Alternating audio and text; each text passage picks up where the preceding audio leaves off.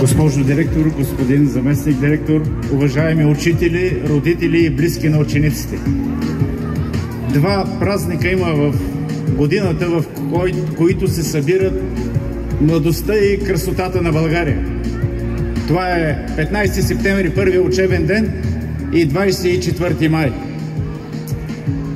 Скъпи ученици, мили първокласници, от днес вие отново, а някой за първи път, сте в храма на науката, в царството на бъдещето.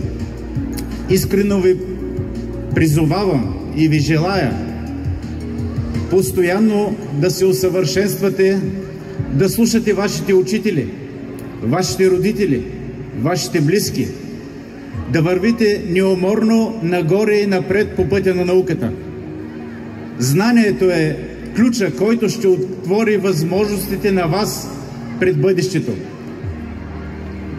Бъдете здрави, бъдете упорити. Отново ви призовавам, слушайте учителите и вашите родители, защото това са единствените, които ви мислят доброто. Успех в бъдещето! Всичко добро!